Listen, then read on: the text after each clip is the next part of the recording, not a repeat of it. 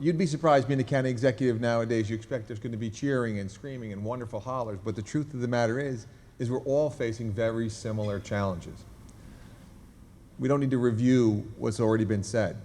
There's huge, huge revenue issues, and there's enormous, obviously, expense obligations. Yes, 90% of what happens at a county level is controlled by unfunded or underfunded mandates in those situations. Those are realities, okay? And so we highlight those and we try to move forward. We also look for innovative solutions. That's a conversation that I think every elected official is talking about. And also making those tough decisions that people talk about, we should put them in real terms. We had to devise a brand new strategy to be able to move through transitioning a county nursing home that was in crisis. Tens of millions of dollars being lost on an annualized basis, highly politicized, very sensitive, some of those vulnerable citizens in your communities, all being able to move and transition through, because here are the consequences. We've been able to move through that process. We've designed an entirely new model using an LDC to do it. But the reality is many communities have not been able to move through that process. One of the most recent ones was in Suffolk County, where their nursing home is in the process of closing. Residents are being pushed out into far, far away places where their families have to travel. Employees are being laid off. There's a huge negative impact on the community. So as we look to develop things like public-private partnerships and things and be able to take on some of the most innovative changes, I think the environment is ripe for innovation in ways that we have never seen. It's ripe in two places. It's ripe at the local level like it has always been ripe at the local level. I think local officials want to be able to make significant changes. And I think it's ripe at the state level as well, because what did Rahm Emanuel say? This is not a good time to waste a good crisis. We clearly have arrived at that place where there clearly is a crisis.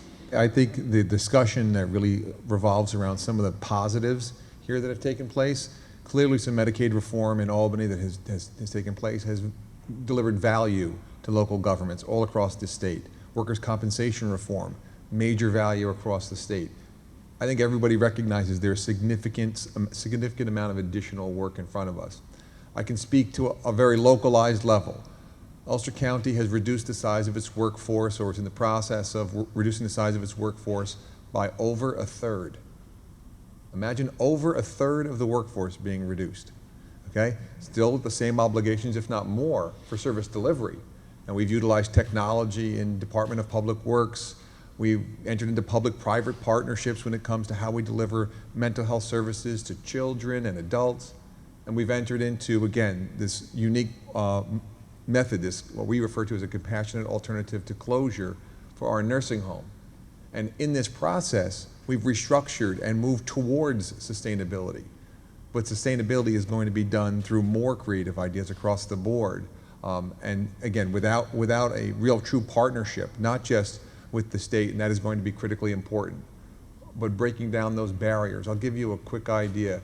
There is a BOCES program in many upstate communities. They're a centralized portion of the education side of our opportunities. They really work with all of the school districts in a community. They run IT programs. Communities, like counties, obviously have the opportunity to be able to run IT programs too. They are precluded by law from coordinating.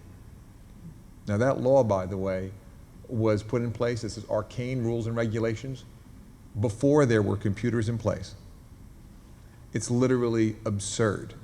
The problems with municipalities rest very much with the decisions made in the past by municipalities, some of the one-shots that County Executive Poloncarz was talking about.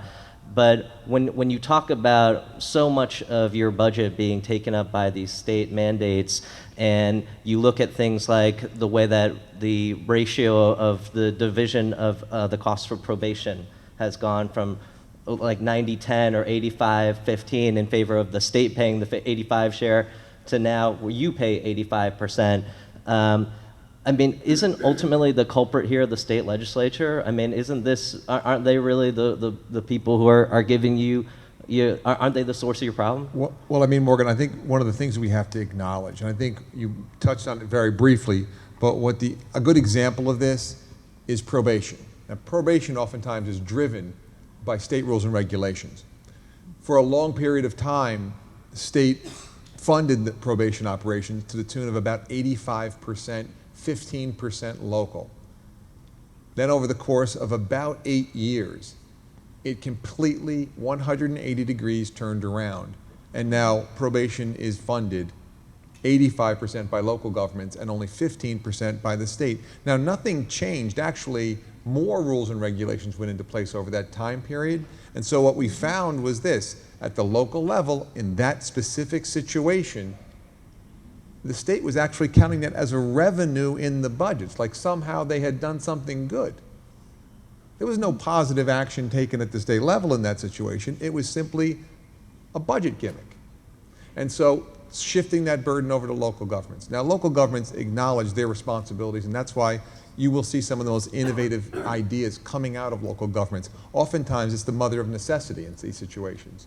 But I think it's important that we acknowledge all of us need to be partners. So it's not about placing blame as much as it is about saying who are going to be our partners in the solutions.